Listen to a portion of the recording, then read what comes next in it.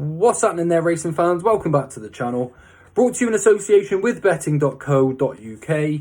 I'm Ginger Joe and I'm back again with my daily selections for you to take a look at on Wednesday's race cards. We've got two jumps meetings for tomorrow. We've got Kelso and we've got Fontwell as well. My nap selection at Kelso is one of my strongest selections that I've had in a few weeks as well. So hopefully this week can get us off to a really good start tomorrow. But before I go on to give you my selections, just a few things to mention first.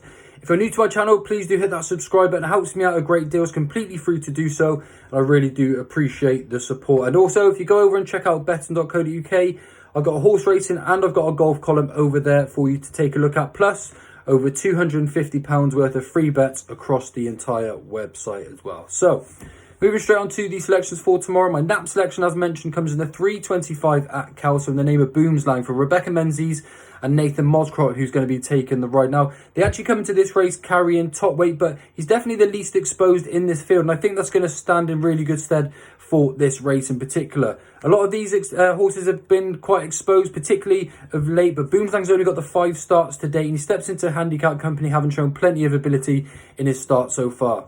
He's placed twice out of his 3 starts over 2 miles, which was inevitably going to be too short for him. And even on the unplaced finish, he actually ran a really good race in much better company as well. He's placed twice, which I think was a real big effort. He looked like he was seemingly going to step up and improve for the trip, which he actually gets this time out as well. And steps into handicap company, as I said, in a very weak race. He's definitely got a lot less to prove than a few of these in this race. And there's a few weak finish in this race as well, including the favourite Castletown here, who's a very short price to win this race tomorrow. But he's a very, very weak finish. And I think that Boomslang may be able to just take advantage of that in this sort of race. Handicap company for the first time, likely to improve on what we've seen so far. And 6-1, I think he's a really, really good bet in a race full of exposed horses.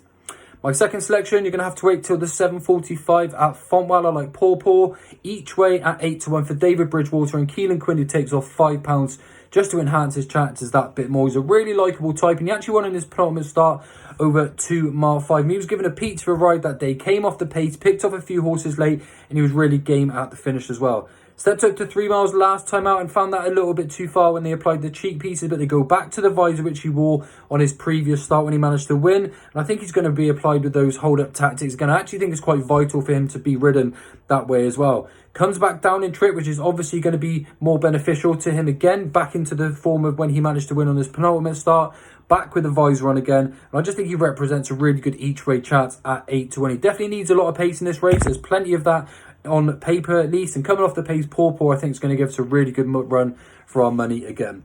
And then in the 8:45 at Fontwell, the final race of the day, in the got a fancy Maze Hill here. He's probably got the best individual piece of form that's on offer actually at the moment. Third at Lingfield, ran in a really good contest next time out at Newbury. Found a few of these horses a little bit too good. Understandable though, to be honest with you, but still a very game performance to finish 7th.